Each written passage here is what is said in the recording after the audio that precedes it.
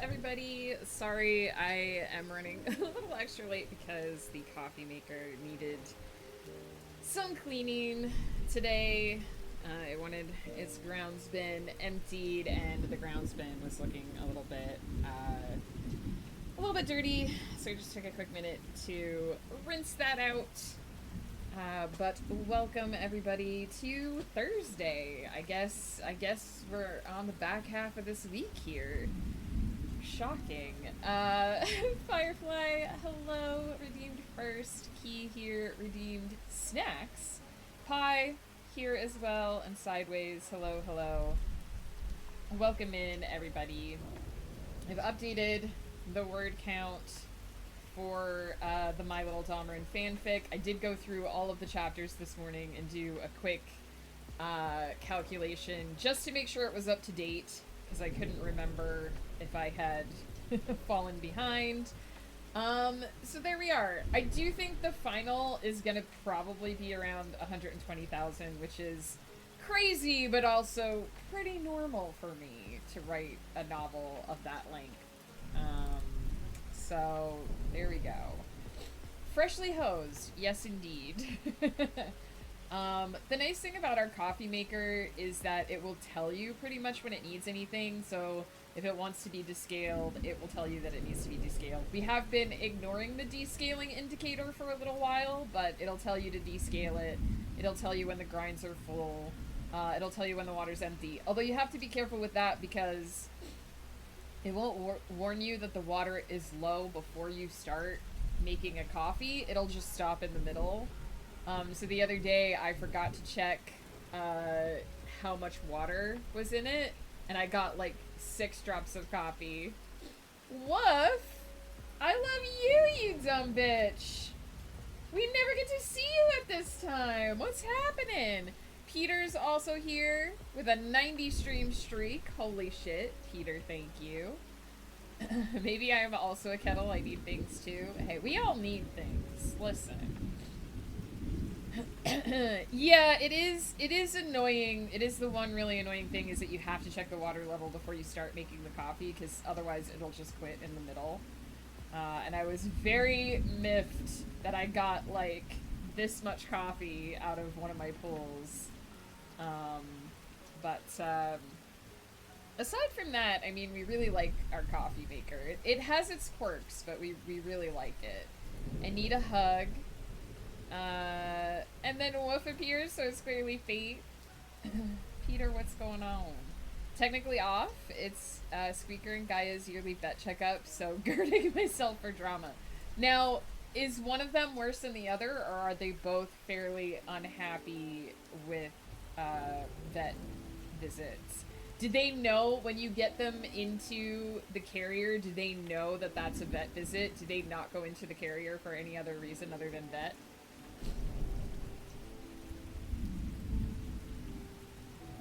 Squeaker is the worst. She is drama queen 100%. Is she okay with the vet once you get there, or is she just like drama the whole time?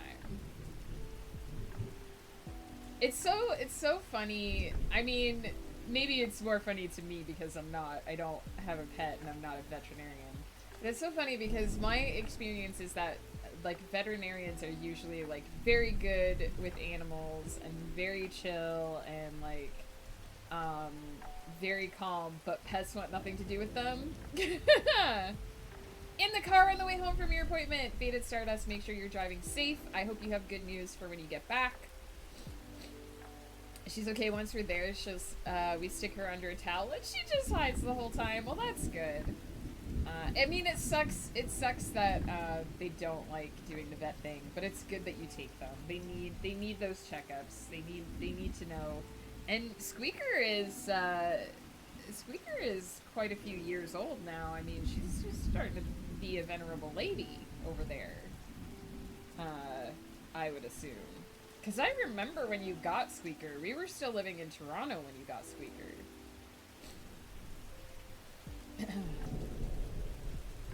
She's getting up there. She's venerable. She deserves respect. She's the old lady of the house. Man, it's no wonder that you're always talking about Cicero and Squeaker because, like, she's the polar opposite. She's been around a while. She's calm. She got her legs beneath her, and then Cicero's over there like everything's new, everything's exciting, bounce all the time. See everyone in about 40 minutes. We shall be here, Faded Stardust. We're just doing the morning yap, and then we will get into things. What happened to the legs? Nothing. What? Nothing happened to the legs. Legs are good. Key, how's it going? Did you manage to get some blanket back from your wife last night, or did you have to go to the blanket chest and get yourself your own blanket after she stole all of it? I will admit that I come to bed with like 2 extra blankets.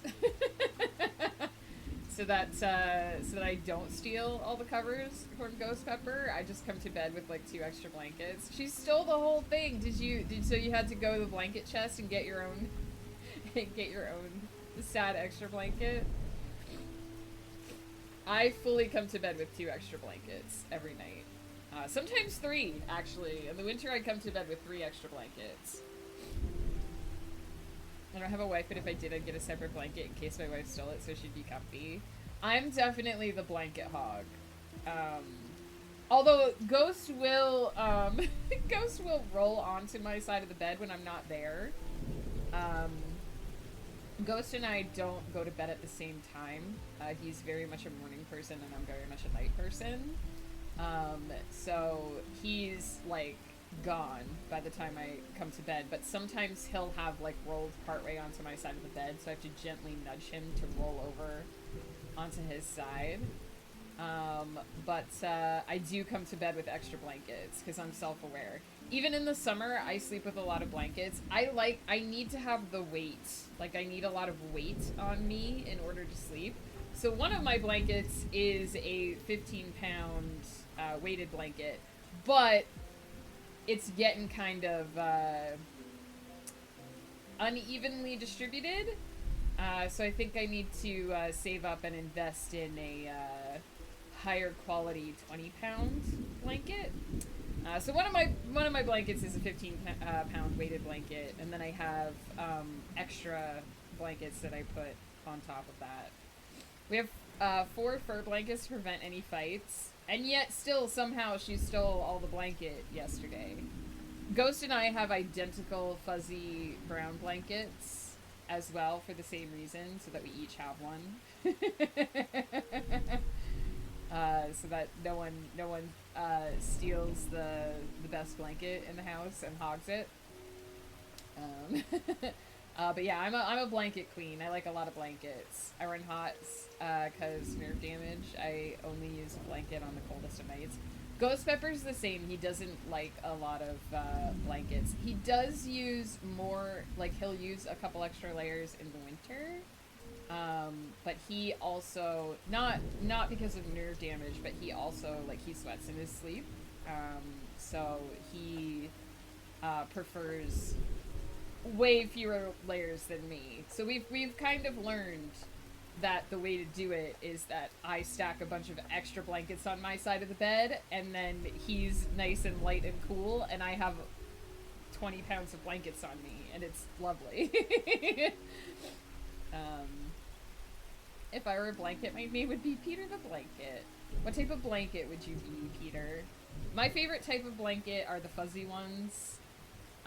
We have, this will maybe only make sense to people in Canada, but we have fuzzy blankets from Indigo.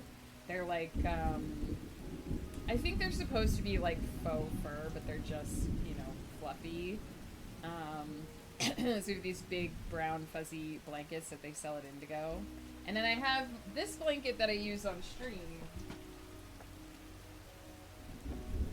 This blanket, I take this blanket to bed with me too. I got this in England. I brought this back with me from England.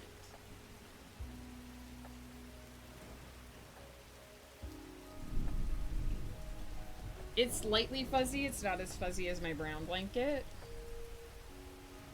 I make sure the one can't be stolen.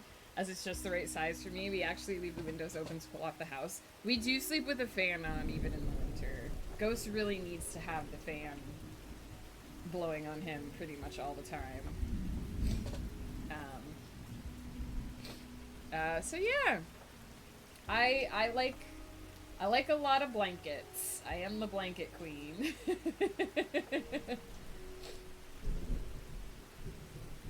Ghost needs to be blown all the time. I don't think that's what I said, Woof, but I'm not surprised that that's what you heard. He's a spicy pepper. I said he needs a fan blowing on him.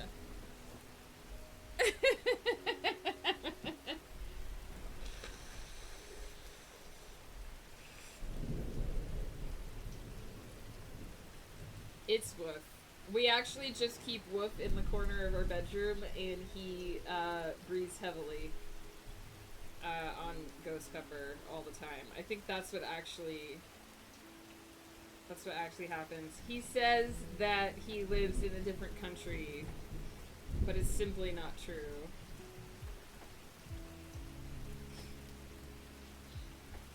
It's simply not true.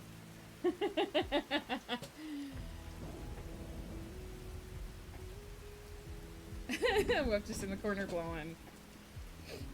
We leave him to his own devices a lot, which is how the whole truck-kun thing came about. Like he had a lot of time on his hands to think about things.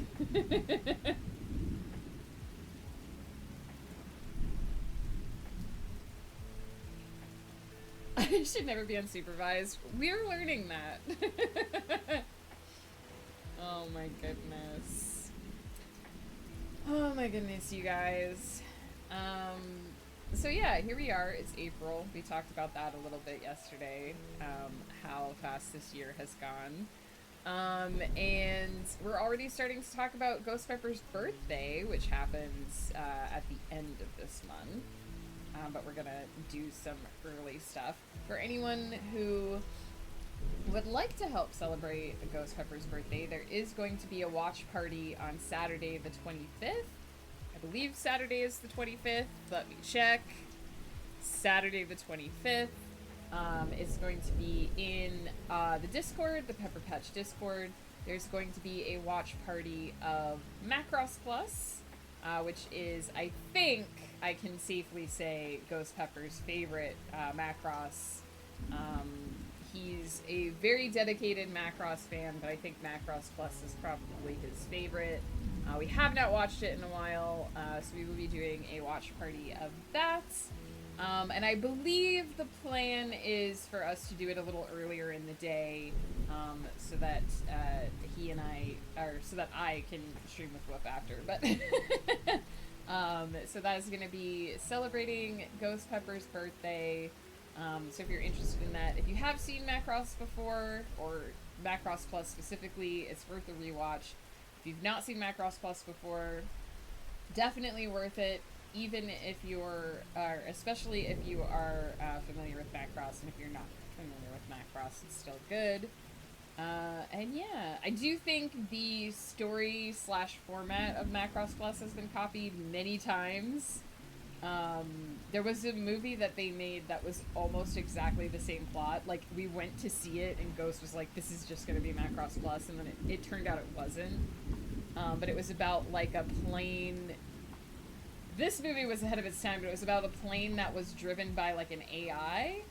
And it was flying with, like a group of pilots that were testing another plane, so it was basically like a flight test kind of thing, and it was two competing, like, which technology are we going to use. Yes, I believe the movie is called Stealth. Ghost was convinced that movie was going to be a copy of Macross Plus, and it didn't end up being, but it was very similar. So if you've seen that movie, Macross Plus is similar but better.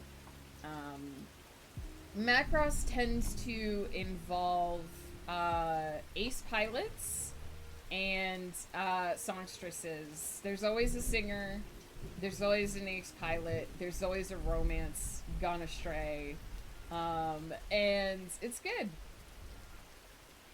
They just needed to program the orb better. I actually really liked the direction that movie went.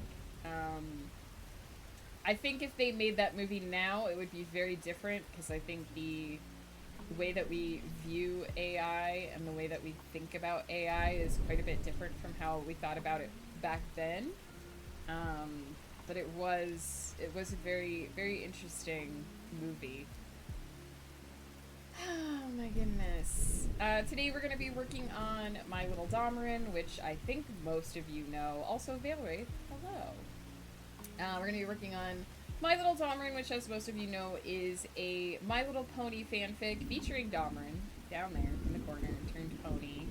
Astrid, hello! I'm looking at pictures from Artemis 2 mission that they've sent so far, and my god, it is beautiful. It's making me tear up. I haven't gotten a chance to look at the photos yet, but I'm sure they are gorgeous. Again, I've said this like 60 times, but I'm so happy we're going back to space. Starting to explore again, discovering more about our closest celestial neighbor. Now there will be some who hates the AI and some who dates the AI. Oh goodness. Oh goodness.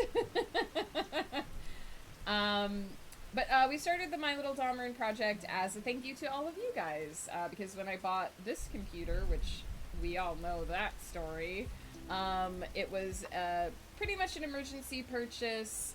My other computer had eaten 2 hard drives. We were kind of at the end of our rope with it, and we bought Langdale over here, this boy, Langdale. And you guys helped me with that, so the My Little Domerin project has been a thank you to all of you guys. As you can see, it's already 70,000 words long. We're just a little ways past the halfway point, so we're probably almost definitely going to hit 100,000 words at some point.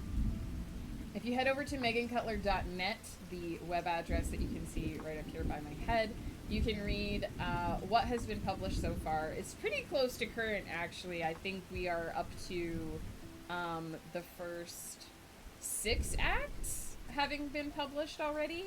And we are working on, or the first 6 episodes, and we are working on episode 9 today, so it's pretty close to being current. So if you want to know what I've been tippy-tap typing away at here on stream every time we work on this project, you can read it absolutely free over there. You don't even have to sign up for my newsletter to see it. It's just right there on my blog. And you can pretty much click on the latest chapter and click on the tag My Little Domerin, scroll all the way to the beginning, and you can just start from there. Or you can use the search function. There's a search function on the side. You can search it up. I've got a table of contents coming up that will link to all of the various chapters that are done, with a bit of a project update to make that easier. But yeah, you can find that pretty easily on my blog if you're interested. There are fan cameos. There are chat cameos, is what I should say. Some people paid to have a pony cameo in the fanfic. So there are some cameos that have happened. There are some upcoming cameos yet to happen. And that's what we're gonna be working on today. As usual, we're gonna be doing 3 30-minute sprints with 15-minute breaks in between. I'm still going to be controlling the spirits and the location and stuff again for today, because there are a bunch of spirits that we unlocked but we didn't hang out with yet. But I will be turning those redeems back on for next week for people to start choosing again. So that will be available. Oh my goodness. Who have we not hung out with yet? I feel like we did not hang out with the shrub puppy after we unlocked him, because we pretty much unlocked him and then needed to hang out with a different spirit in order to... I guess we could just do the default one. I'm assuming they're gonna have a lot of the same animations as the moon paw. That's very cute.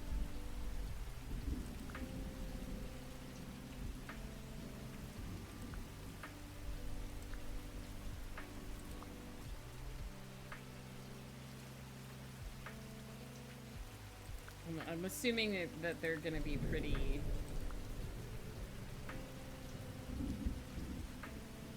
pretty identical to the moon paw.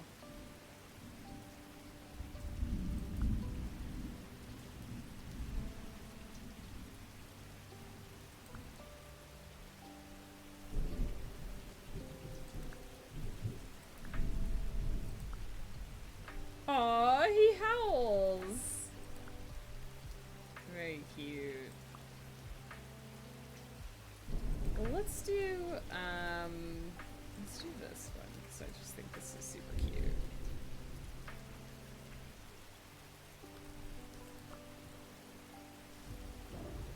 This is the first manned-moon mission in 62 years, and it astonishes me that it's not to get political, but that we're able to do this even while a certain person is in office. I mean, I feel like we need to do this in part because of a certain person being in office. But I talked about this a little bit before, that if you read over the mission reports of the, like, what the stated intent for the Artemis missions is, like, they're comparing it to the Apollo program, which is, they're like, you know, we're going to be doing this, which was last done in Apollo 17, and this, which was last done by Apollo 13. The free return trajectory, which we talked about before, which is what Artemis used to slingshot around the moon, was how they brought Apollo 13 home after the crisis that occurred on board. And so it's crazy to me, because that was the 1970s, so it's crazy to me that we don't have anything in between. We just haven't been doing this. So it's good that we're doing it again. It's good that we're doing it again, but it's taken way too long, in my opinion. We've waited way too long to be interested in this again.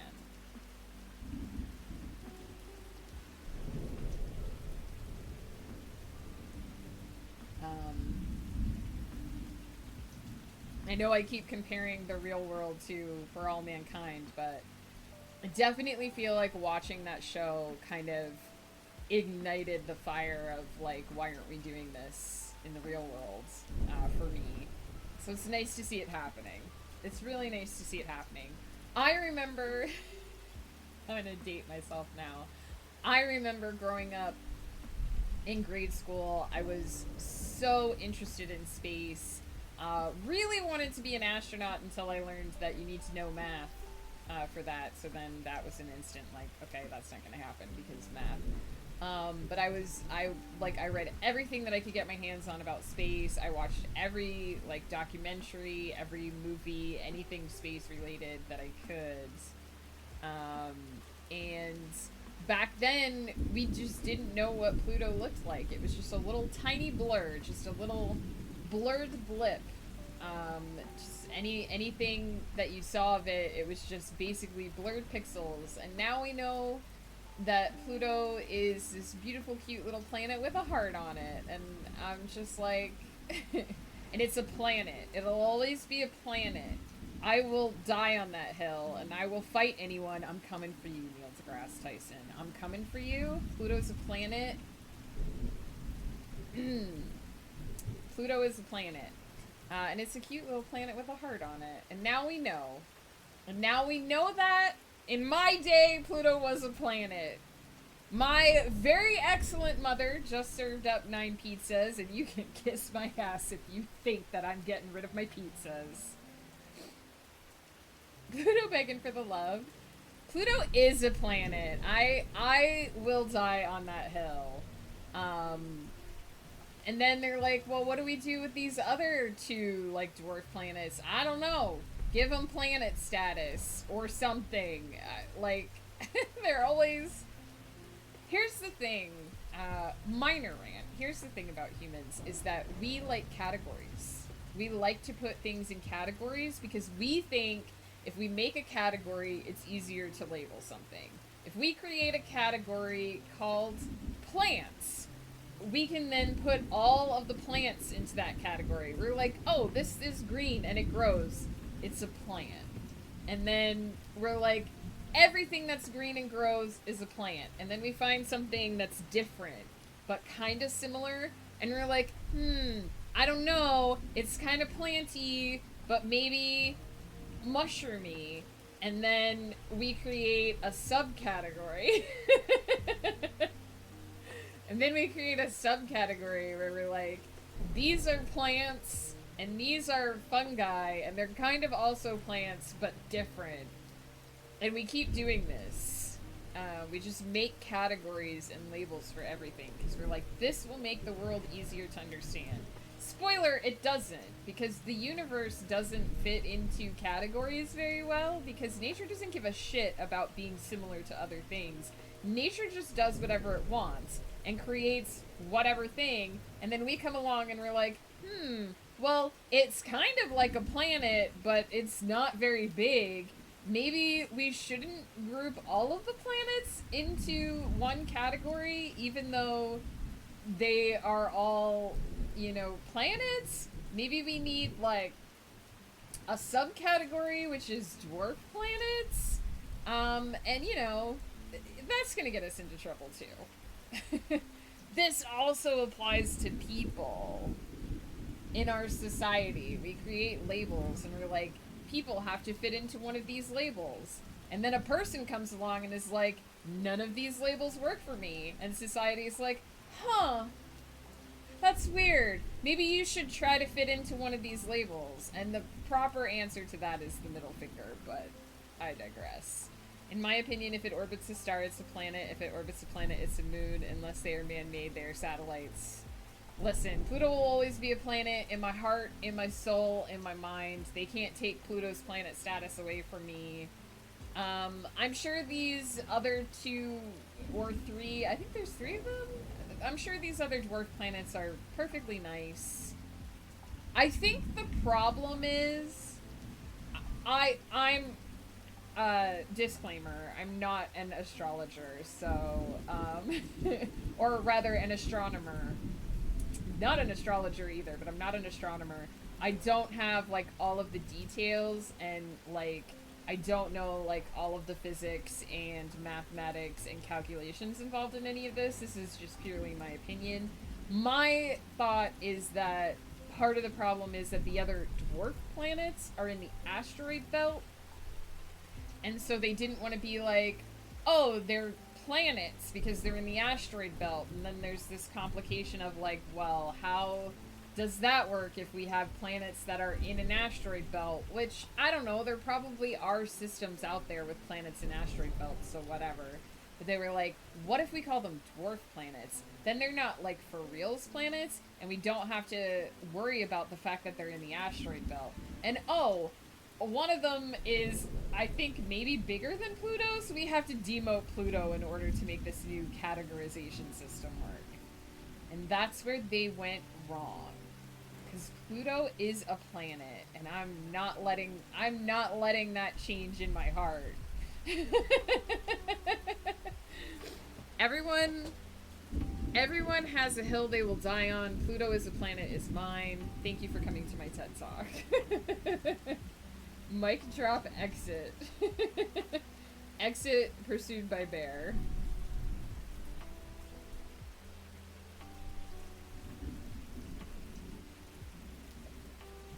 I mean, really, we have different categories of planets anyway. Like, we have gas giants, which are a different type of planet, but they're still planets. So why didn't we just be like, they're all planets? I don't know, man. Also, fun fact that probably most of you know, but maybe not all of you do, is that I think it's Uranus and Neptune switch orbits sometime. Their orbits cross over each other, so one is it Neptune and Pluto? Anyway, Neptune swaps position with one of the other planets next to it, so that it's not always in the same position of distance from... The order changes, is what I'm saying. And in fact, it happened within our lifetime that it swapped. So there you go. Space facts. We are gonna get started here.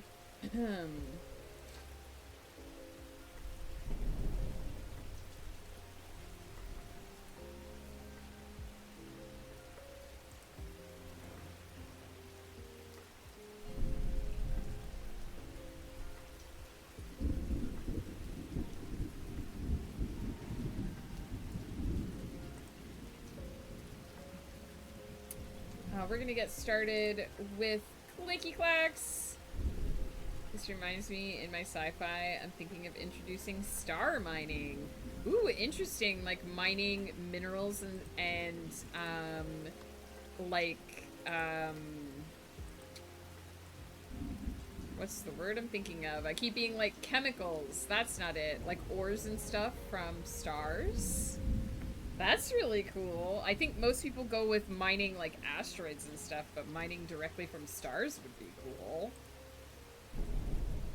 Siphoning heavy elements out of stars. Yeah, that sounds super cool. Let me just get set up here. I do have my document ready to go. I have everything pretty much good. So I think what we'll do is we'll take our quick cheeky break. And we'll go ahead and get settled in to work. Lots of clicky clacks will hopefully occur today. This will be our big clicky clack day. I have to decide how I'm starting this scene. I do have a rough plan for how I want it to go, but I'm realizing I did not decide on a start.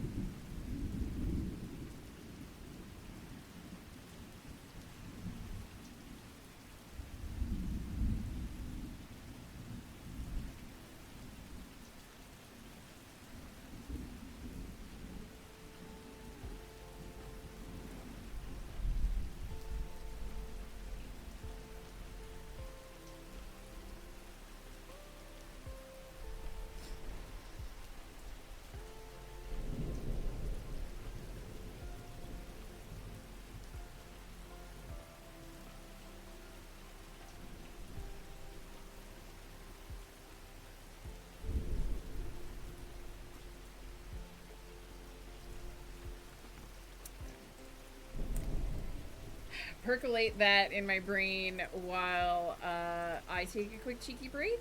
Reminder to get up, stretch, move around, grab something to eat and or drink as we are about to settle in for some focus, and I'll be right back.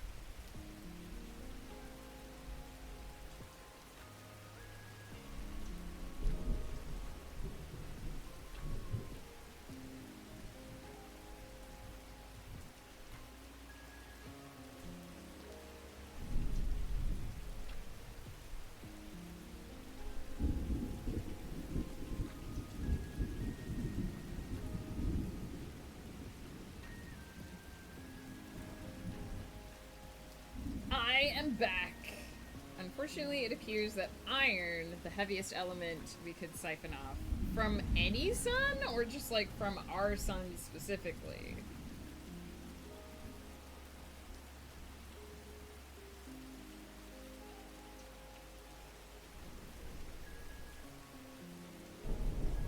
It's interesting because I know in the game Stellaris, they have something similar where you can, like, you can sometimes gain different types of resources from different stars.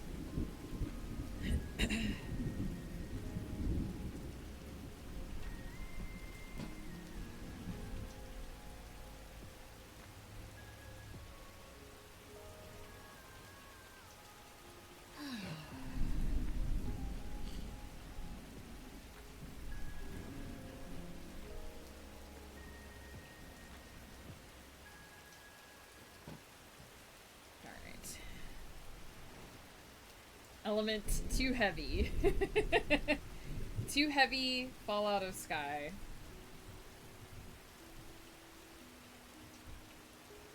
It hung in the air in a way that a brick did not.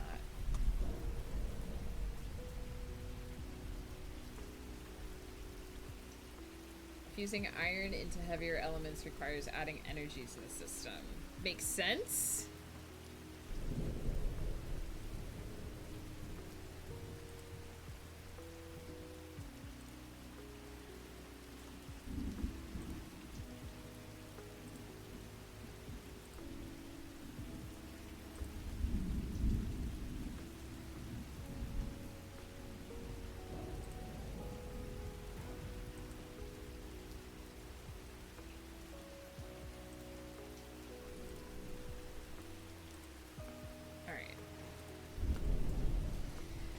I have been procrastinating, but no more! Let us begin. Let us begin.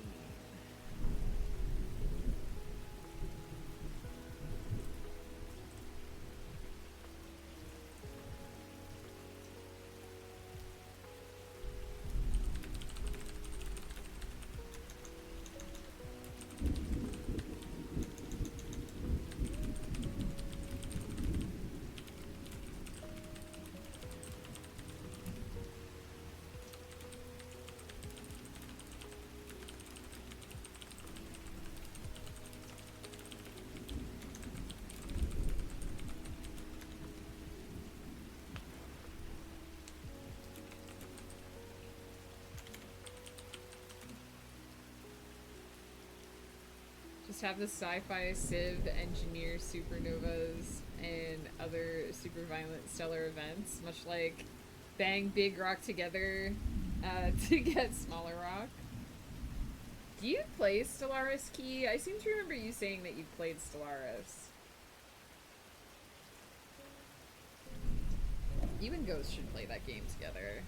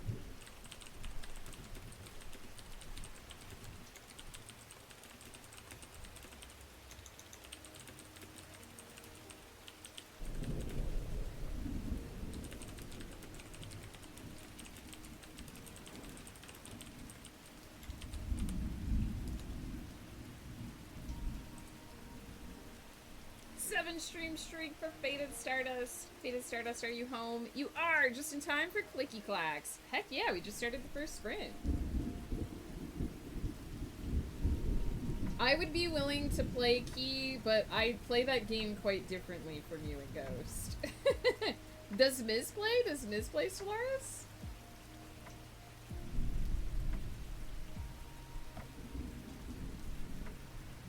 Man, I haven't installed that game in years.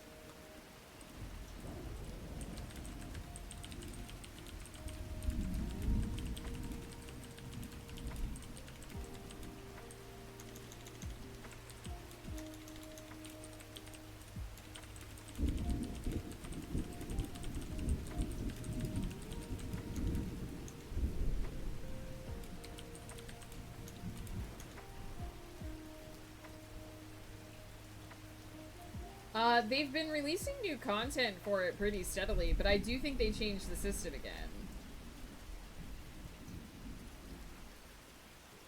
The thing is, I'd have to relearn how to play the game, because they have rebuilt it at least once since I stopped playing. And I mostly stopped playing because I didn't like the build that they had. They did last year and again last month. Have you played the new system, Key? Do you like it?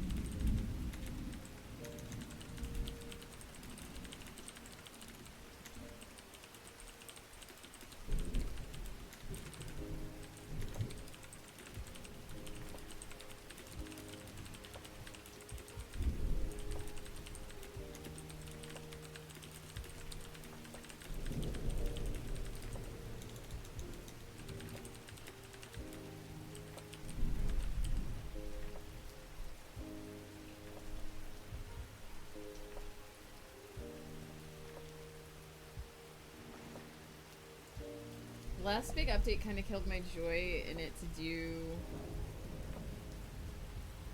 to breaking my current saves and playstyle. That is an issue with that game. But the good news is after much public anger, they now offer the old versions via the beta update system. Oh, interesting. Pie. Cheers. We'll save that stretch for after the sprint. But, thank you for the hydrate.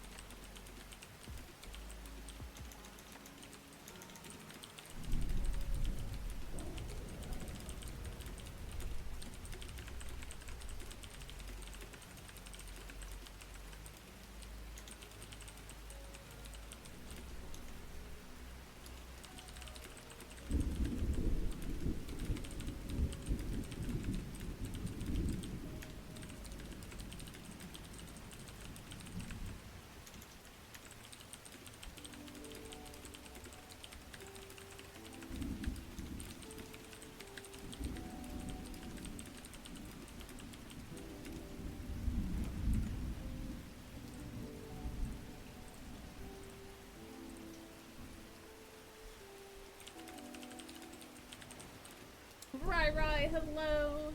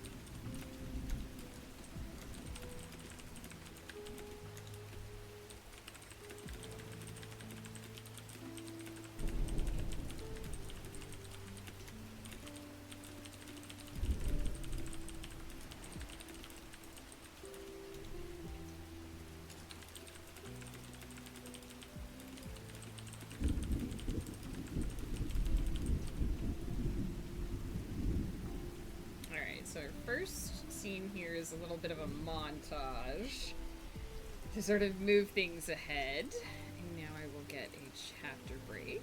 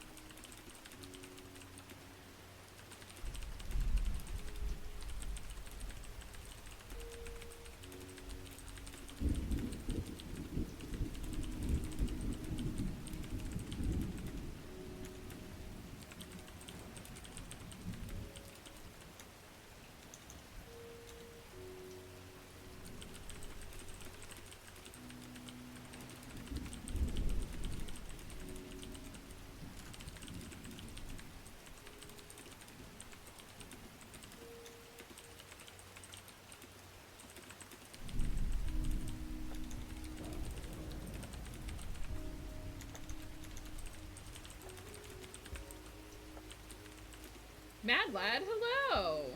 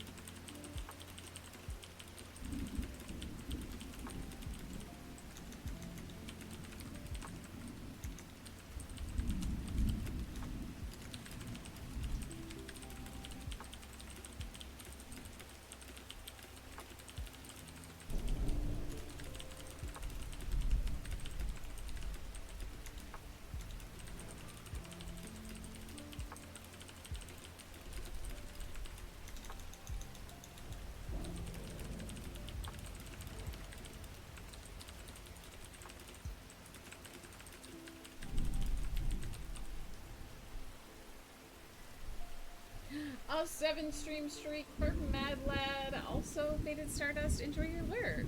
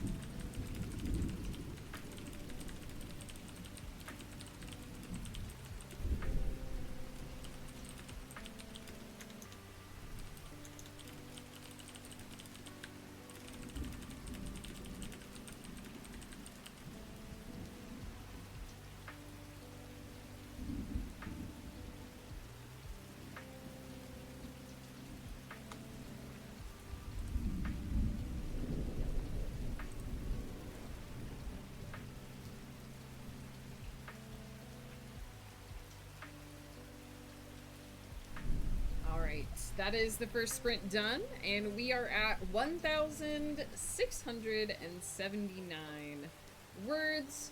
Pretty good for the first sprint, if I do say so myself, which I do. I'm gonna check one thing.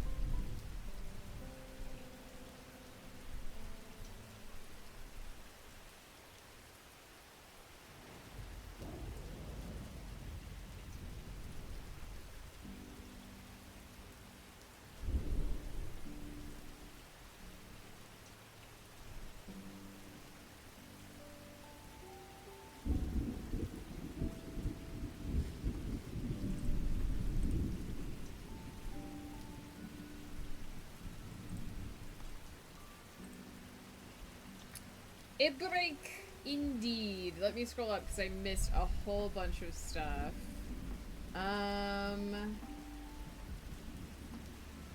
Does Miz play Stellaris Key? Did you answer? Haven't played in ages either. Didn't they do a big system rework? One thing about Stellaris and CK3 is that the devs are always working. That is true. Paradox does tend to release its games in a certain state and then continuously update and work on them. Some people like that, some people don't, but Stellaris is a very old game to still be getting new content, frankly. The last big update kind of killed my joy due to breaking my current saves and playstyle. But the good news is, after much public anger, they now offer the old versions via the beta update system. I wonder how far that goes back.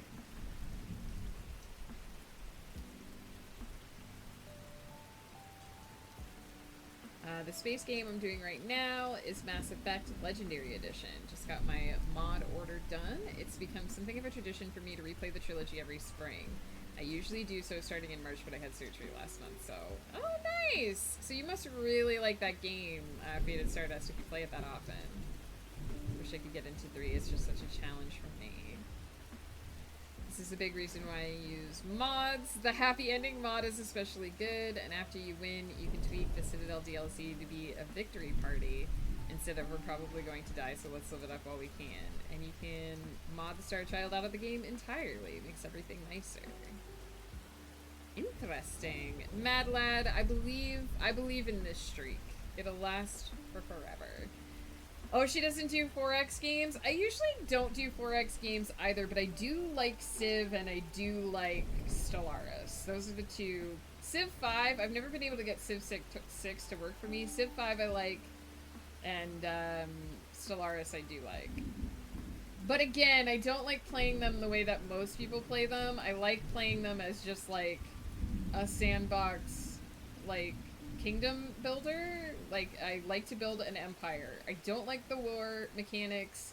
I don't like having other races on. I just want a big empty map with me and my people and doing whatever the fuck I want. Version 2.1.3 from September 2018 is the oldest they have. Man, when was the last time I played that game? I don't even remember. Maybe Steam would tell me, actually. Will Steam tell me the last time I played this game? Stellaris. Last played April 7th, 2022. So that is pretty far back then.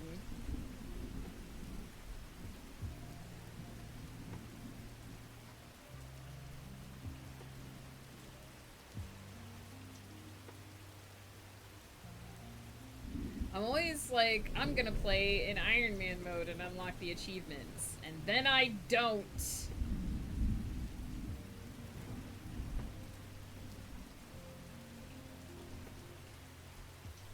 Should look into kingdoms and castles. How does that work? I love Civ 6. I tried to get into Civ 7 and it's not been going well. I didn't even know that they put out a Civ 7. I've tried to play Civ 6 a couple of times, and every time I've tried to play it, it's been unbearably laggy. I've never tried it on this computer, so I have no idea if it would work on Langdale, but I tried it on my other PC, and we could just never get it to work. Civ 7 has made quite a few drastic changes. How so? Tell me the details. I didn't even know that they made a Civ 7. I mean, it makes sense that they did, but I didn't even hear about it. Let's see. Which spirit companions have we not hung out with? I think we've hung out with most of them at least once, actually. Most of the new ones. So I remember this was the last one that we unlocked before we started having to do the individual ones. I met with him yesterday.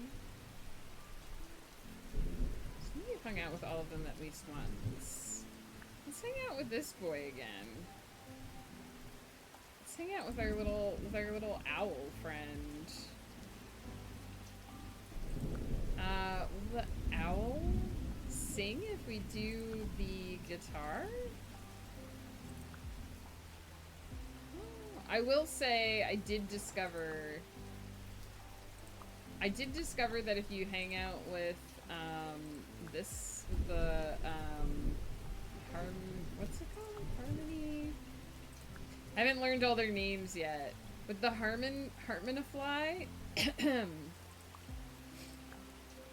if you hang out with the Harmonifly and play the guitar, he'll conduct, and I love it. This makes me so happy. This makes me so sillily happy, I just can't even say. It's a cutesy little city builder game. Kingdoms and castles. Hang on. Start.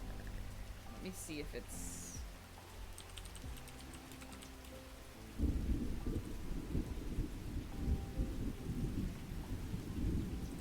Oh, this has got big SimCity vibes. I think Ghost might have this game.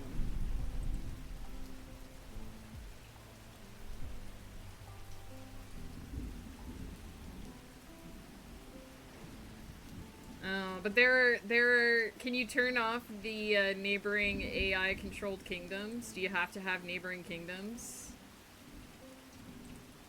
Can you just have it as a sandbox? Or do you have to have AIs in the game?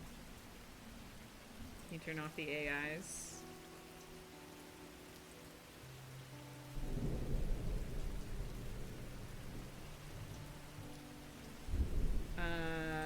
Sent me a link. Thank you. You can play peaceful. There's a witch that you can make deals with. Now, when you say you can play peaceful, is that a setting that you put in the game that forces the AI to be 100% peaceful, or is that just a play style?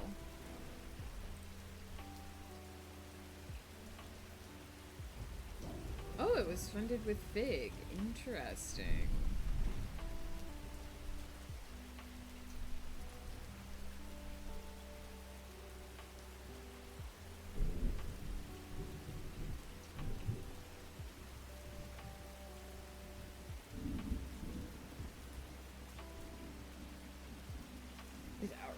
Dangers. Okay, I don't mind having like natural dangers, but I don't like playing. I just like the sandbox aspects. I don't like having to maintain peace with my neighbors. I'm the same in Civ and Stellaris. I just wanna build. I don't want to deal with other people. I'm a recluse even in 4X games. The main one that I know of from playing is that your Civ and your leader are two separate entities. I think they added that in Civ 6. You choose a leader that you keep for all the ages, but you choose a Civ that changes throughout the ages. I'm unsure if it's released yet, but there's an update that allows you to keep your Civ through all the ages where the original mechanic was changed. Like, you change to a completely different Civ?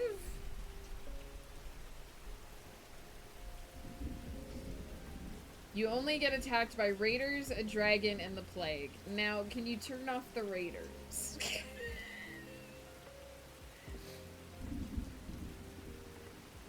I'm like this with Stellaris, too, where I'm like, what can I turn off because I don't want to deal with it?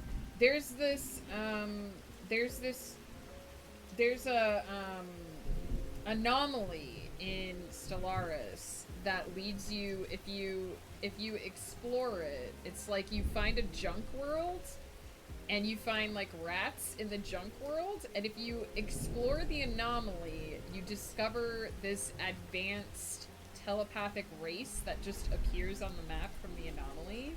And for the longest time in build, if you didn't do the anomaly, it wouldn't trigger them becoming a space age race. And I always was very careful to never do that anomaly because I didn't want them. I have my big empty map that's just me and maybe like one advanced civilization that's going to leave me alone the whole time. And I would never do that anomaly because I didn't want the race to appear, and then they changed it so that it just eventually appears anyway, and I was so pissed. I was like, I don't want AIs in my game. Stop forcing me to have AIs. They put fucking toggles in the game that let you turn off the raiders and stuff, but you can't get rid of that anomaly, and I'm just like, ugh. Paradox? Ugh. That was one of the things that pissed me off about when they changed the build.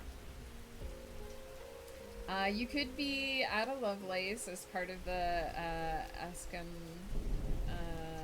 Ascom? Am I saying that right? Civ, or the Egypt Civ. However, when you reach the exploration age, you would then choose a new Civ. I don't like that. I don't like that. In Civ 6, you chose a Civ and then you chose a leader. and your leader would like essentially live forever, um, even as your civ like evolved. I don't know if I like the idea of changing your civ partway through a playthrough. I chose who I wanted to be. I chose to be Egypt. I don't want to change. um, I have paused the timer because I am going to take a quick break, run to the washroom, reheat my coffee, etc., etc. A reminder to you guys to get up, stretch, move around, grab something to eat and or drink. I am going to do a stretch because it has been redeemed. You guys should do that as well. And we will meet back here in a few minutes.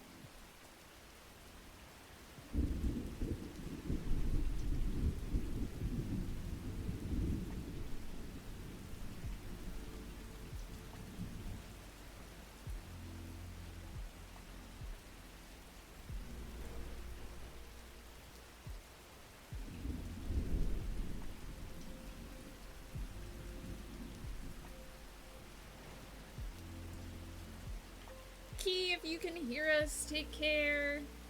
Thank you for hanging out.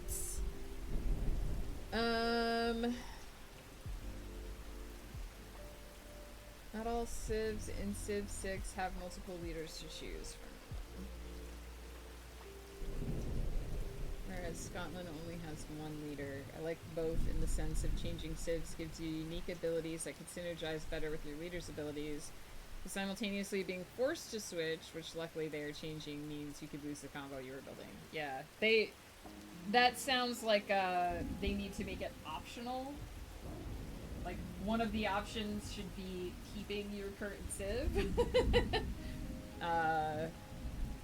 Think part of the fun of Civ is like choosing the civilization that you want to play as, and like choosing the way that you want to use their abilities. If you can't do that when you start a game, it would be weird.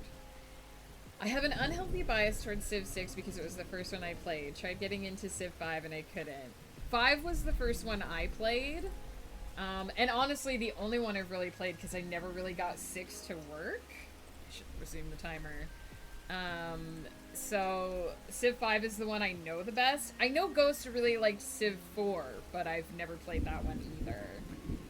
There looks to be a creative mode where you can toggle on off the dangers however you see fit, but to be honest, once you start collecting taxes, the Viking raids are super easy to take care of. Yeah, it's like that with Stellaris too. The pirate raids are annoying in the early game, but then once you get to a certain point, it's just like, whatever, get rid of them. Oh man, this is putting me in a Stellaris mood. It's been so long since I played that game though.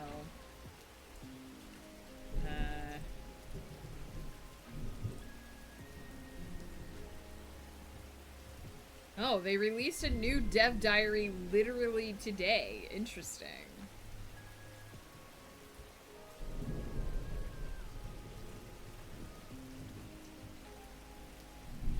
I will say one of the annoying things about Stellaris, though, is that if you want to play with your friends, you do have to have exactly the same version of the game installed, and you have to have exactly the same mods enabled.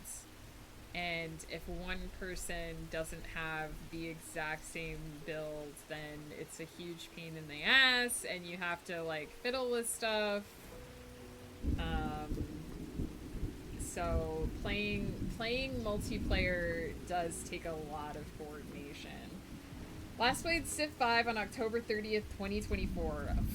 I feel like it's been longer than that since I played it. Let's see. Oh no, it's going to be under S because it's Sid Meier's civilization. I last played December 18th, 2021. Man, I haven't played this game in a long time either.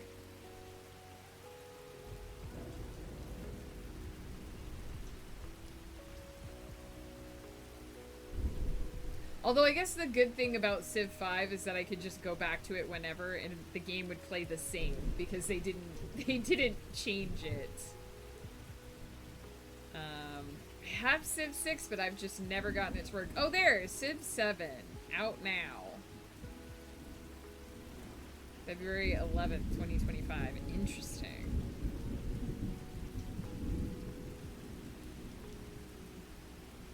I have so many games that I'm like, I need to get back to this, and I need to finish that. Games like Civ and Stellaris, though, are games that you can just play forever and ever, because every game is different, and it's always changing. That's the one thing I do like about Civ 6 multiplayer, because you don't need to have the same DLC or the same mods. If playing multiplayer with mods, the game just auto-installs it. Yeah, Civ 5 is really finicky for multiplayer, too. So yeah, a lot of those strategy games, it's like just, it's fun to play with friends, but it's like, in order to get it set up so that you can play with friends, it does take a bit of doing. Like, it's not as simple as, like, when we play golf with your friends, and it's like, okay, you install the game, you get an invite from your friend, and then the host just installs different courses, and everybody plays the course or whatever. It's this whole rigmarole that you have to go through. We used to play with Woof a lot. It was like me, Ghost, and Woof would play a lot, and it was inevitable that there would be some instance where one of us was like not getting accepted into the game, and then it's like, okay, everybody go through your mods and check which mods you have installed. And we liked to have things like more flags and more names, and it was just like, it would just turn into this whole, okay, we want to start playing at this time, but we need to be there 15 minutes early because we have to be able to go through mod check. um, and then if you're playing Civ 5, there would be instances of desync too, so it's like the game would basically just force pause while somebody, like, everything resyncs and you're just sitting in the window waiting for it to load. Ah, fun times. I'm gonna get back to the sprint here, but feel free to keep talking about stuff in the chat.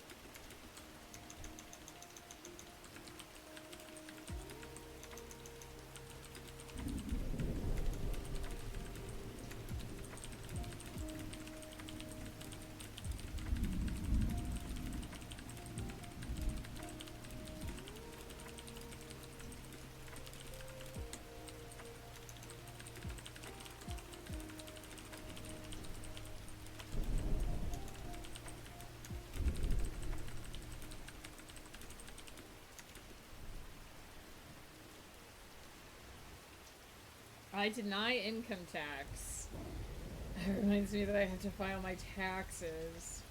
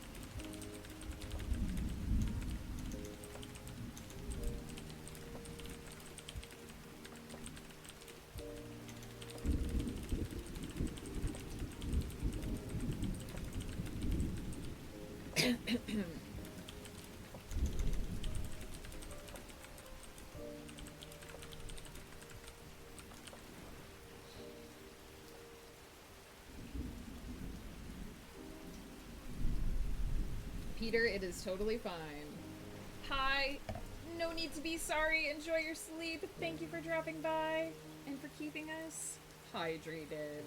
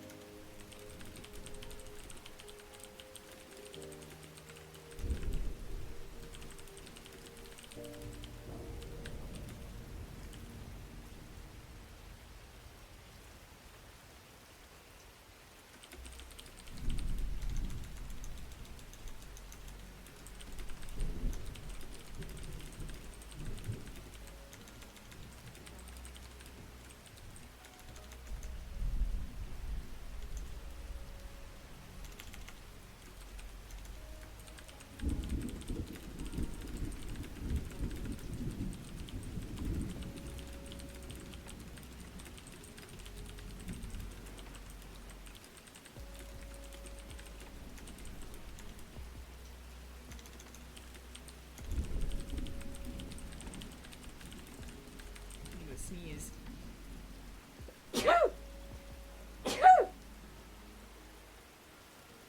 Sorry.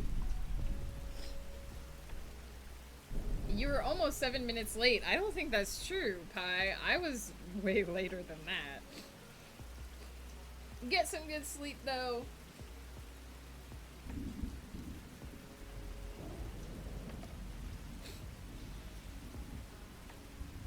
Thank you, Peter.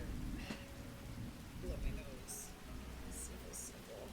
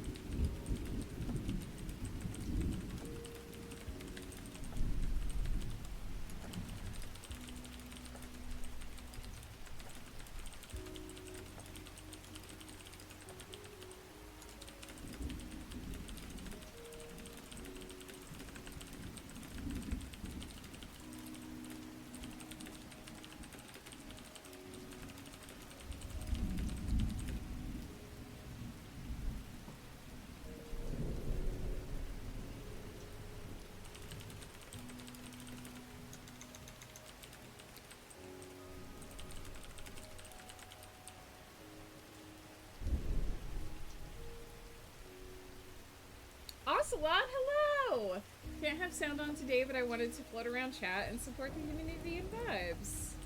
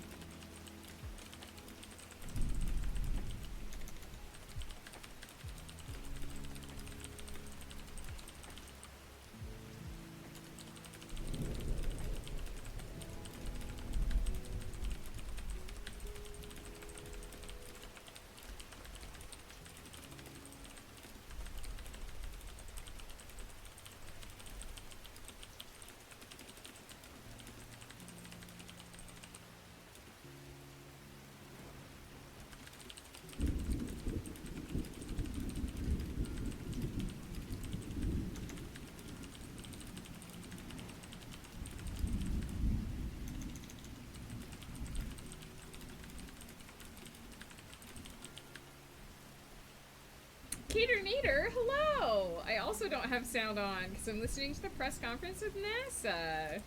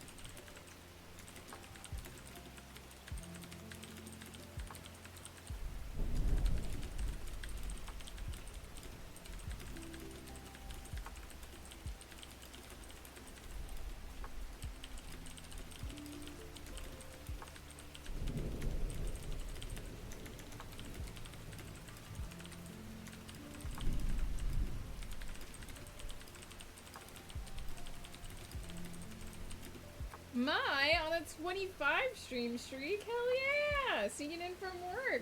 Let's do it. Let's do the things.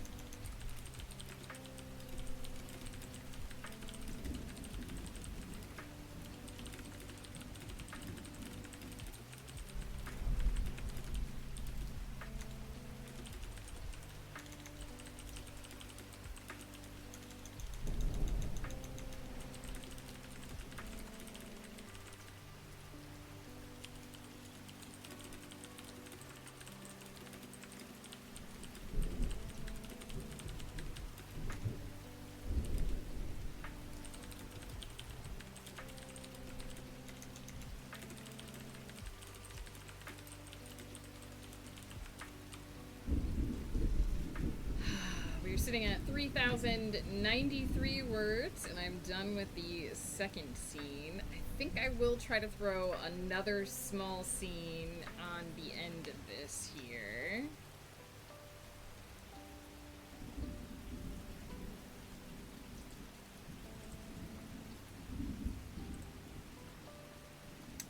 Just have to decide how I want to go about it.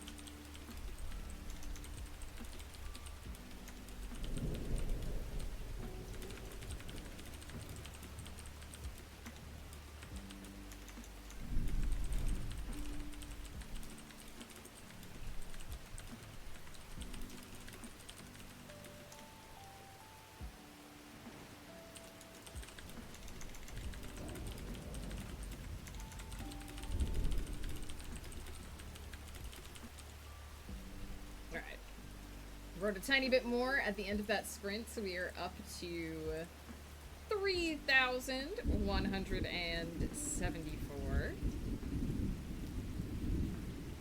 Heck yeah. And feeling pretty happy about it.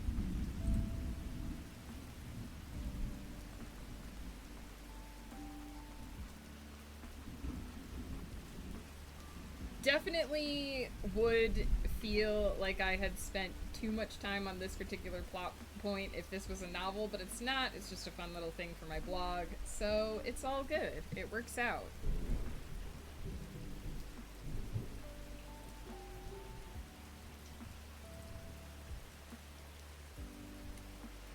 Let's see. Where do we want to hang out for the final sprint?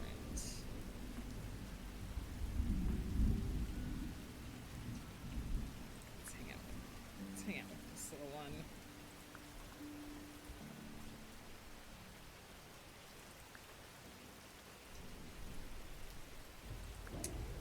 Let's hang out in the garden, since we haven't done the garden yet. Oh, that's kind of cute. The stretching. The meditating.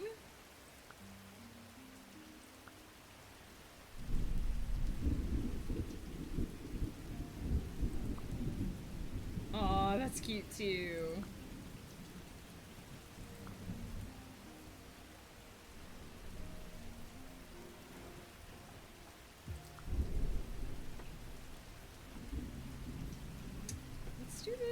Let's do the stretching.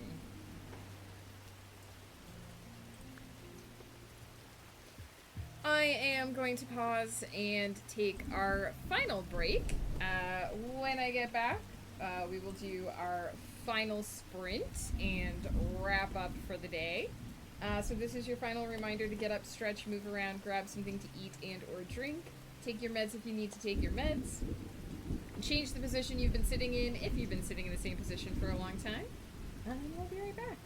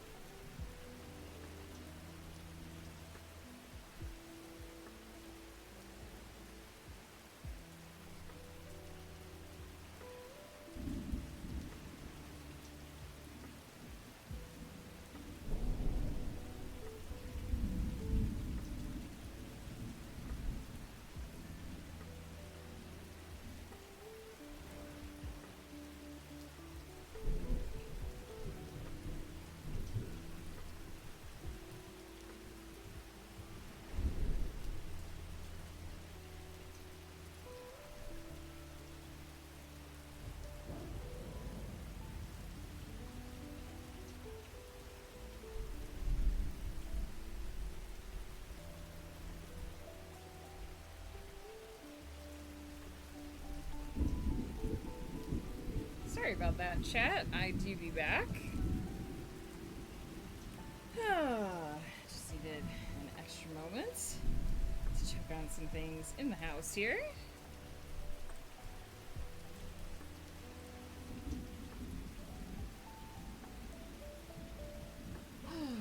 I'm pretty close to the end of this chapter as well, so I don't know if I'll need the full sprint, but as usual, we will let the full sprint go. And if I finish early, I will just do some extra stuff. Just got the quote for how much my book would cost to print with an added ISBN, I'm assuming, and sending it to the British Library plus a few extras, including Oxford University. It'll cost what? Oh, for 43 copies. Okay.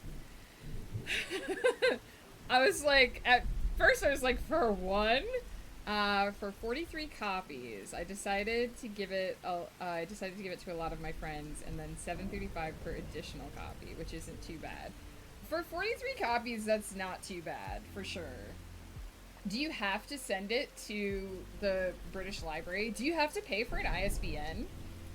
In Canada, you can actually get a block of ISBNs for free, which is super nice. Oh, that's for a hardback? That's pretty reasonable for hardcover. Hardcovers are expense. That reminds me that I have to send copies of my books that I've assigned ISBNs to the, essentially the Canadian Library of Congress. I don't think they call it that, but that's essentially what it is. The Canadian version of the Library of Congress. I have to send my books there as well. $69 for library and $100 something for that ISBN. Now they call them ISBMs over there instead of ISBN.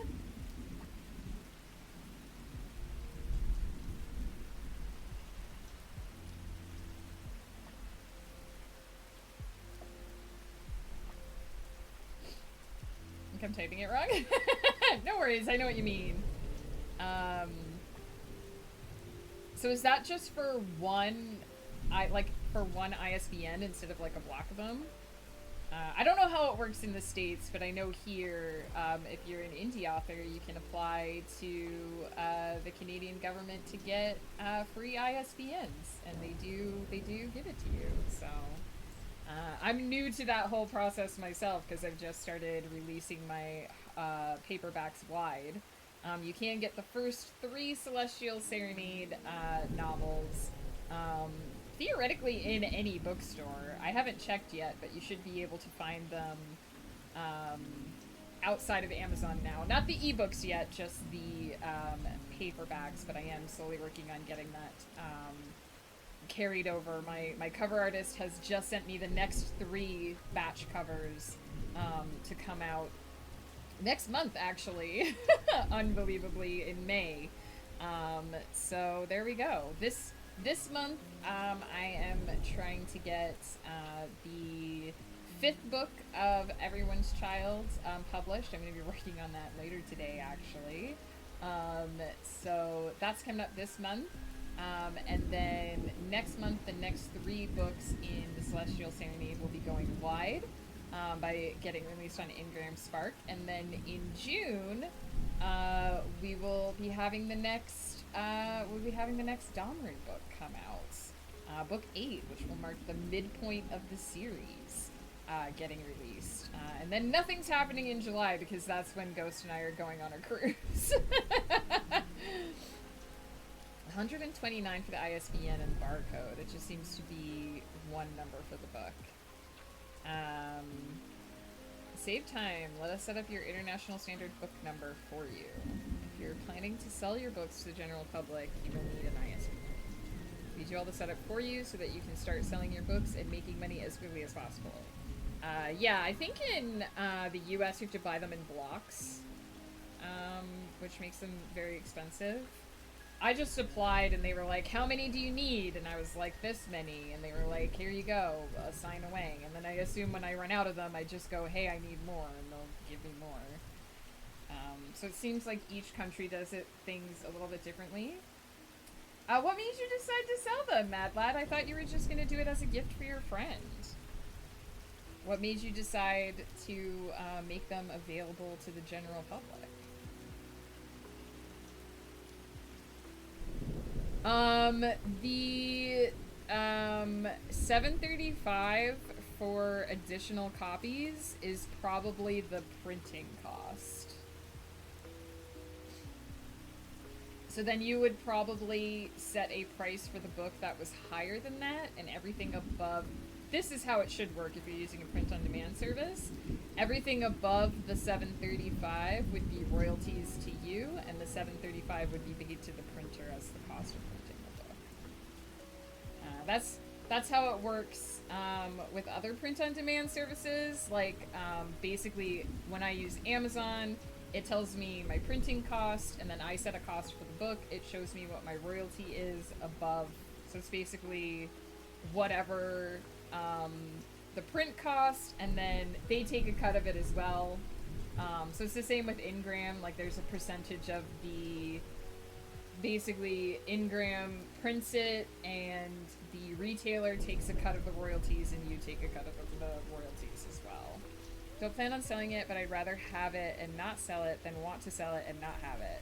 The library was just to be able to say my book is in the library. I assume the additional copies get printed with the with an ISBN though. So the ISBN you buy one time. You basically purchase the ISBN and then it's yours forever. But you have to have a different ISBN for every book. So every book that you publish would need to have a different ISBN. Not every copy of the same book, but every different book. So if you published a second anthology of poetry, you'd need a second ISBN for that. But every book that you publish, this book, every copy of it would have the same ISBN. So you basically pay the ISBN fee once, and then you have that ISBN and it's assigned to your book.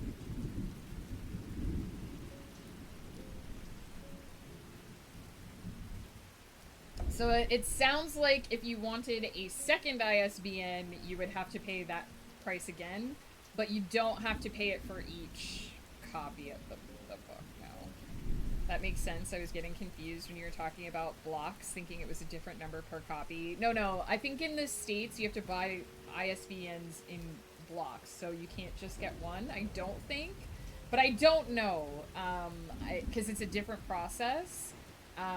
One of my friends who I know did buy a block of ISBNs. I think she had to pay like $800, but then she got like, I think you get like 50 or 100 of them. So it, but it's not per copy. It's just each book that you write. So she's pretty much probably got enough ISBNs to last her for her whole life, but she had to pay for all of them up front. As far as I know, citation needed, that's how it works in the States. But I haven't gone through the process myself, so I could be misremembering. It's not, printing books is not cheap. Print-on-demand services are nice, and Amazon's is particularly nice. The reason why all of my stuff started on Amazon and is just now moving wide is that Amazon will give you a free ISBN if you're publishing with their print service. It means that it's hard to have extended distribution because you don't really make royalties off of extended distribution, but it allows you to get the book out there without having to go through the whole ISBN process. And it was only after I found out that I could get the ISBNs for free in Canada that I was like, okay, why do I not have my books wide then? Welcome home, Key, and welcome back. So that's why I've now started the process of getting those books printed out, getting those books on another print-on-demand service that you can find them elsewhere. So theoretically now, if you wanted to go to Chapters Indigo or wherever they sell books, I don't know where they sell books in the US, is it Kohl's?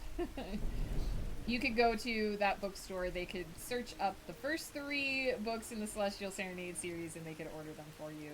You could go to a library and they could get a printed copy of the book there or whatever. I need to start getting my ebooks on library systems, and I have some older ebooks that I'm planning to pull out of KDP so that they can go wide. But it's a slow process because it's me doing all the things, so it's gonna take time. Where do they sell books in the U.S.? Here it's Chapters Indigo.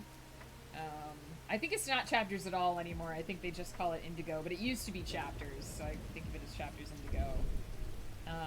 But I don't know what's the big book chain in the U.S. I don't know.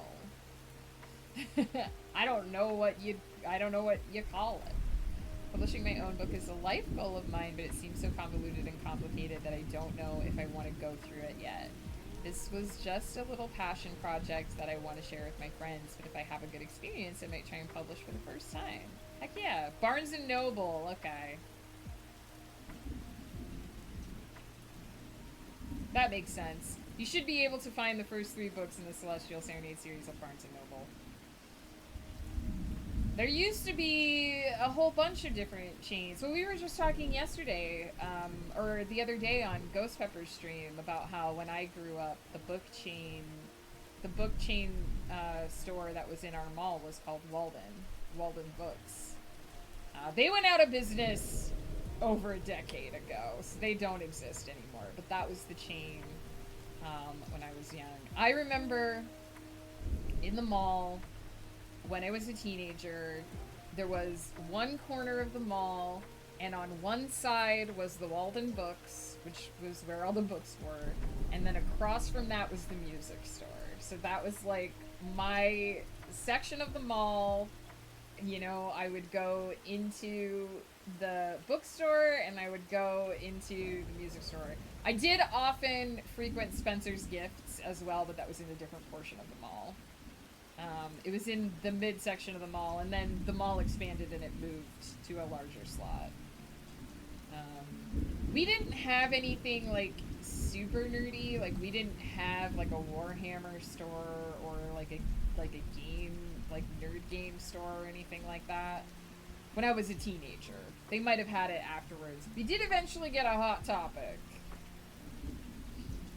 I liked Spencer's. I think Spencer's has a bad rap because a lot of their stuff is cheap garbage, but I did like Spencer's when I was younger. I bought a fair amount of stuff from there. My mom worked for a Spencer's Gift for a long time too, though, so maybe I'm biased. Because I spent a lot of time in Spencer's because my mom worked there and everybody knew me. And one year, hang on, before this switches over, one year they did a fashion show in the mall at Halloween. And you could sign up and like borrow a Halloween costume to dress in, and my mom signed me up for 3 different costumes, and it was so much fun, and I loved it. UK is very simple. Waterstones Works or W.H. Smith. I do know Waterstone and W.H. Smith for sure, or you could get it from the supermarkets like Asda. However, if you go elsewhere, I know there's a few more big brands like Blackwell's. They do have a limited number of books in grocery stores and Walmart and stuff here too, but I don't think of them as like bookstores. Charity shops are big for books too, makes sense. That mall does now have a nerd store. I'm glad to hear it. I'm glad that they caught up to the nerdery. Back again with sound. Caternator, what did NASA have to say? Are they happy? Are things going well? What's up from NASA? And also, what's up with you? How you doing? In the 5 seconds of Googling to see if the brand was called Blackwell's, I have just found out there is one where I live. Nice! Never mind, the other 5 seconds of research made me realize it's a funeral director. Oh yeah, you won't find many books there. Prepping for re-entry tomorrow. Are they confident? Are they feeling good? I know that apparently they're worried about the heat shield. I've seen a couple of things where they're like, one of the big tests is the heat shield. So confident that they've done as much as they can and are focusing on making sure it goes as well as possible. Well, good! I bet the astronauts are both simultaneously excited to be back on Earth and sad that it's over. I'm gonna unleash the timer here and do the final sprint. But, of course, everybody feel free to keep chatting in the chat. And Caternator, let me know how you're doing and what you're up to as well. Thank you for bringing us the news from NASA.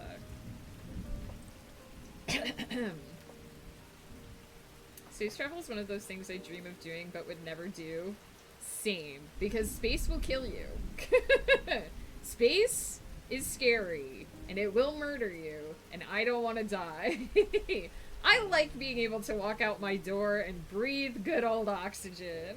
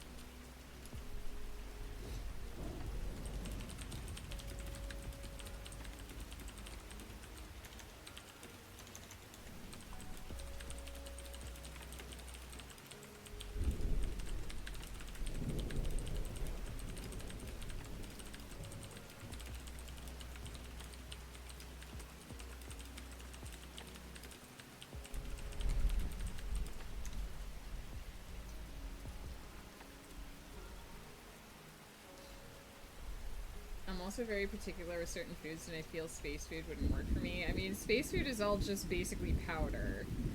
Or it used to be. Thank God for the people who do go out into space, though. Amen. Like, how depressing would this week stuck on Earth be if I hadn't been able to watch 4 humans go take beautiful pictures of the moon? I agree. I am so glad that there are people that answer that call of exploration, because we do need, I've said, like, we need to do this. We should have been doing it for years. It's good that we're doing it again. But it won't be me. It won't be me. Until we hit Star Trek level technology, it ain't gonna be me.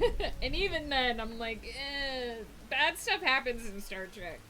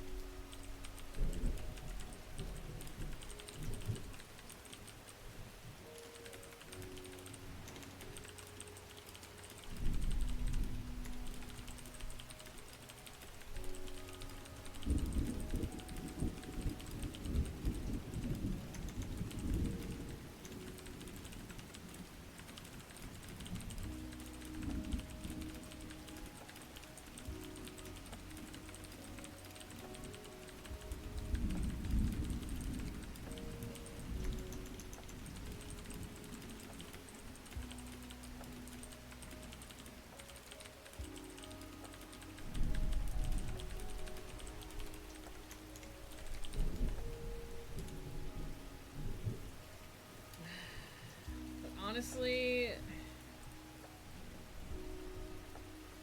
part of me was like, this year has been a rough one, but you gotta go back even further than that, honestly. It's been one of the times, and let's just say I'm tired. I think we're all tired.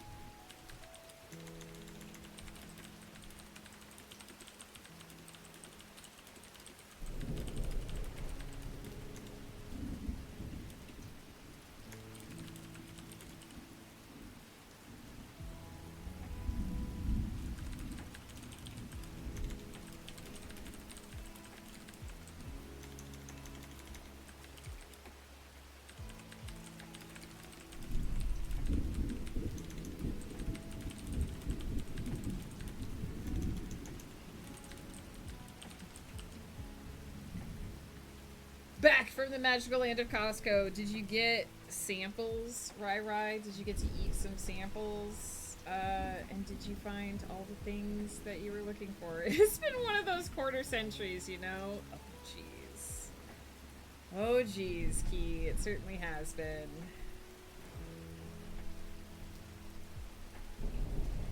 They didn't have anything I wanted to sample. What? If you go to Costco at mealtime, you should be able to get like a whole meal from the samples. That's like the magic of Costco. Is that they're feeding people. They're just feeding people all the things.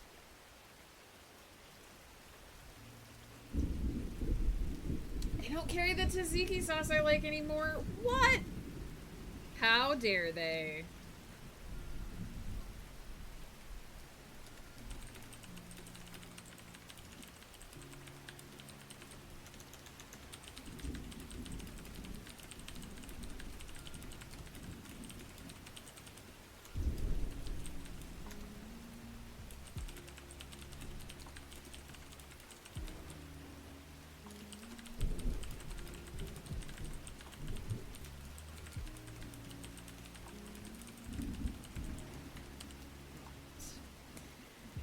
I am at 4,025 words, and that is where we are going to stop this installment of My Little Domerin.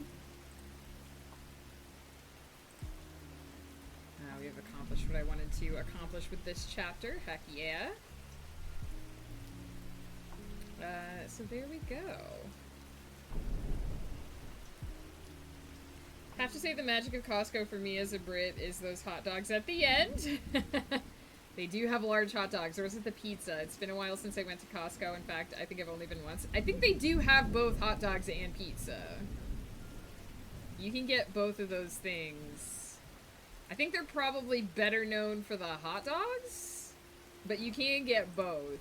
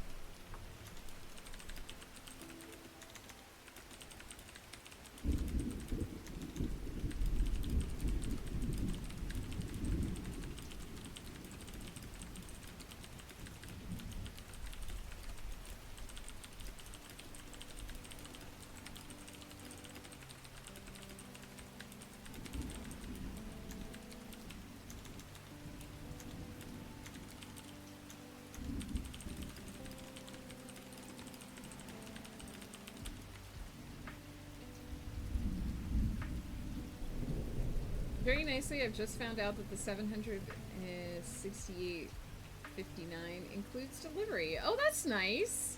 It becomes more and more reasonable the more that's included in it as well. If you don't have to pay shipping on top of that, that's very good. I did not assume that was including shipping. I did not assume that was including shipping.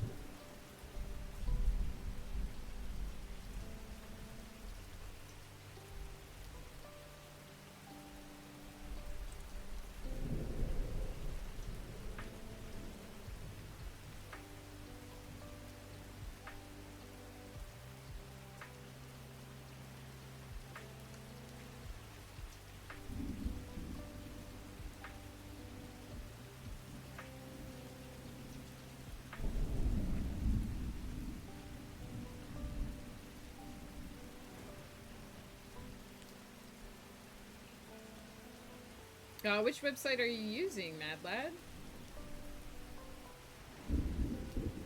If you don't mind me asking.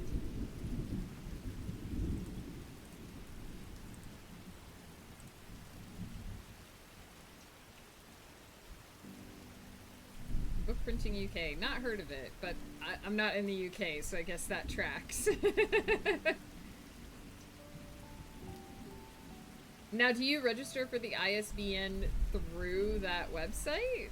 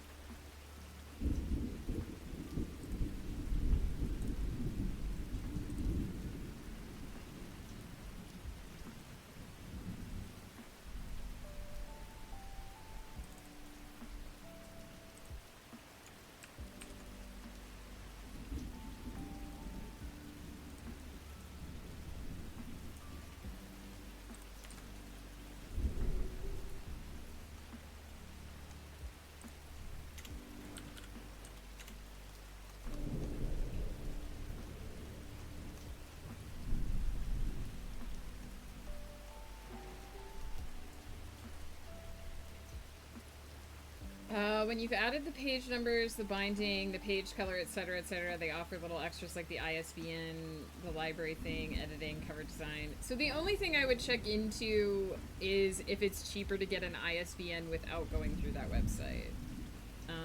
Because it's possible that you could get your own ISBN for cheaper and then you'd still use it on that website. So that's the only thing I would check into just in case. But I don't know, like, the procedure for getting ISBNs in the UK. So I don't know what the pricing for that would look like.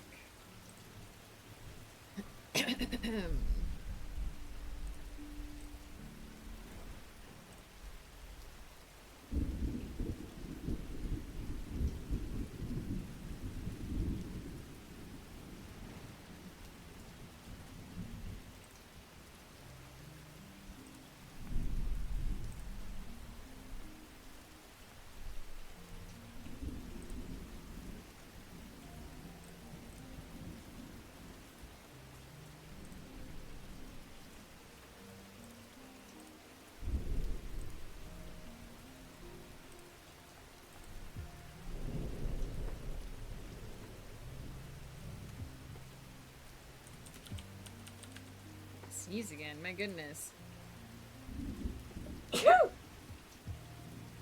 I'm very sneezy today.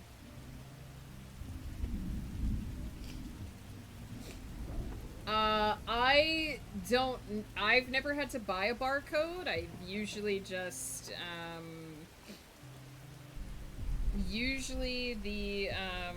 when I've done it, the barcode is just added. Thank you. So I can't answer that, honestly.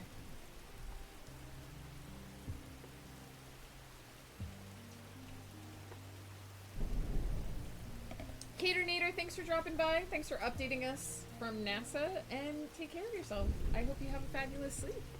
It was good to see you.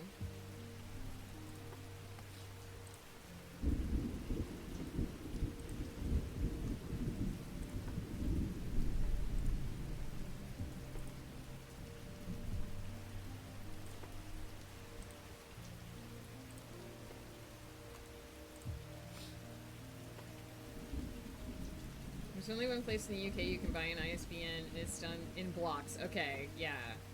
It's done in blocks of 10, 100, or 1,000, or just one single ISBN for 93, which is cheaper if the barcode is included. I don't honestly know, Mad Lad, but that's the only thing I would. I mean, they might have like a frequently asked questions somewhere on the site that explains it. That's the only thing I would check is if they let you use your own ISBN, and if it's cheaper to get your own.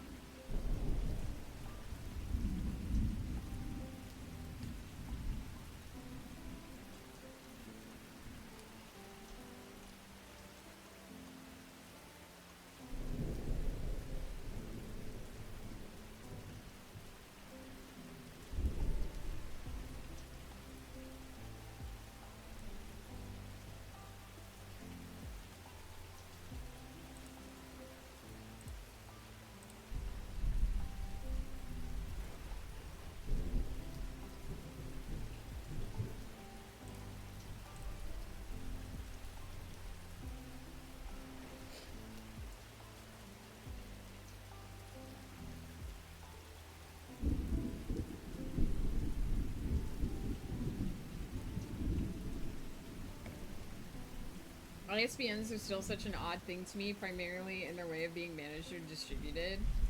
I mean, it's safe to say that the publishing industry is a bit of a dinosaur and it is very slow to update. So it does use kind of a lot of outdated systems, and unfortunately, I don't know that they'll be moving away from that anytime soon. My understanding is that the ISBNs are essentially managed by the government, which is why there's a section of the government website in Canada where I go and I say, hey, I'm an author, and they're like, hey, cool. I don't know how they verify that, but they're like, hey, cool, here's an account that you can use for these ISBNs that we're going to give you. Each country seems to do it a little bit differently. In the US, I believe it is also like a block type thing where you buy a block and you pay a bunch of money for it. But I don't really know how it works outside of Canada, because Canada is the only place I've actually done it. The barcode is separate, and if this website is the right one, it's an additional $15, which totals $108 and is still cheaper. But I'm also not saving a huge amount to ensure it's done properly and professionally, so I'll keep looking into it and make sure my numbers are correct and I'm reading things correctly, but I may just pay the extra cost. Yeah, I mean, just make sure, like you said, read the reviews. See if you can find anyone who's used that website, and make sure everything's legit. But I mean, honestly, if it feels like the right one, then go with it. Creative One, how's it going? We're just about to wrap up, but welcome in. I hope you're doing well. This concludes today's work session, and indeed this week's work section. So I am going to very shortly choose a raid target, and we're going to head over and raid somebody. First, I just want to thank everyone for coming to hang out this week. I appreciate you guys. I say it all the time, but I still don't feel like I say it enough. If it wasn't for you guys coming to hang out, I definitely wouldn't be here doing this. I mean, I would be doing this, but I wouldn't be doing it in this way. It's always lovely to have people to chat with and share my work time with, and I just appreciate everyone who comes by, everyone who lurks. If you're a lurker and you're like, ah, she's not talking to me because I didn't say anything in chat, I'm still talking to you. I appreciate you. I am going to be around next week. We are going to have a house guest. I don't necessarily want to say because I don't want to dox anybody, but we are going to have a house guest. But they have been informed that I will be working during the day as usual, so probably won't see them, but who knows. Um, but I am going to be streaming the normal amount next week, so we're going to have 3 streams, Tuesday, Wednesday, and Thursday, 10:30 a.m. PST. We did better at being on time this week. There were no 11 o'clock starts this week, and I'm proud of that. Considering how much the time change fucked me up, I'm proud of the fact that we've gotten back on track. We're going to be doing more Celestial Serenade next week. We're getting close to the end of book 2 there. The middle book of this trilogy. It's not book 2 of the whole trilogy. It's book 11. We're getting close to the end of that middle trilogy book. And we're going to be doing more outlining for my new project. I'm hopefully going to go tomorrow and settle the rest of the outlining for the actual book. And then I need to start doing character bios and developing the setting a little bit more. So we're hopefully going to be doing some of that next week. So you'll hopefully get the usual amount of me and maybe some more spiel about the process of starting a new project.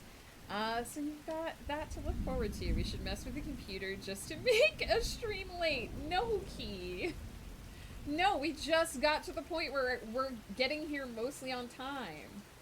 I think I was like 8 minutes late yesterday and today, and honestly, that's good for me, considering we were like 30 minutes late and 20 minutes late for 2 weeks.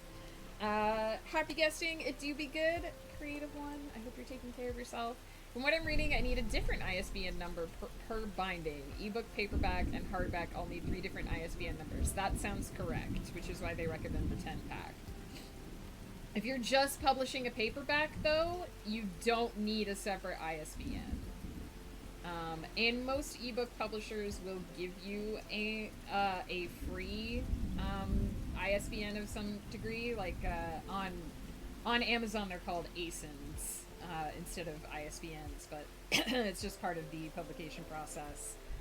So if you were to make a paperback of the same type of book, you would need a different ISBN for the paperback and the hardback, but if you're only making a hardback, you only need the one. Turns out the barcode is free if I order the ISBN through the only website you legally can, so I'll have to read reviews. Good luck, Mad Lad. If you have any questions, I can't fully help because I'm not in the UK and I don't know the process, but if you have any questions, shoot me a message on Discord and I will happily answer as best I can. Quick switch the keyboard to parallel mode. What does that even mean? Key, why you do this? Why you try to create this chaos? Let's see who is online that we can do a raid. Who can we raid?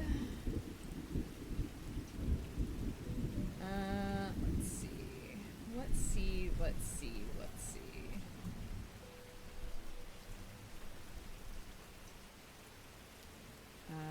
Thursday, I find there's a lot of people in the writing community that don't do writing streams.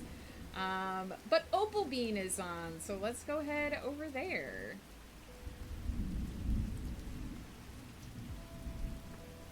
I might be getting close to wrap up, but that's okay. We can still go say hi. And then if they do a raid, we'll just raid them. It's my pleasure to help. It surely won't crash the PC. Key, I'm not convinced. That did not sound convincing at all. Guys, thank you so much for hanging out. We are going to get that raid going. This is where I remind you guys that you're awesome and amazing, except for when you're trying to wreck my PC, Key. That's not nice. Key, you are a good egg. I know you're a Chaos Goblin, and I know you're razzing me right now, but you are a good egg, and I appreciate you. Thank you guys so much for hanging out with me. You're amazing. Remember to please take care of yourselves, because you're amazing and important, and I want you to be safe and happy and healthy. Remember to eat food, to drink liquid, to sleep from time to time. Get up, stretch, move around. Make sure that you are not always sitting in the same position, letting your limbs go to sleep, etc., etc., because these meat sacks we're driving around don't come with maintenance manuals, but they do require a lot of maintenance. I will see you guys next week. If you are looking for more of me before that, I will be around on It's Swift's channel, 7:30 p.m. PST, Saturday night for Cozy Chaos. You can find me over there. Until then, I wish you all the productivity and creativity and serenity that you can possibly have, and I'll see you again soon.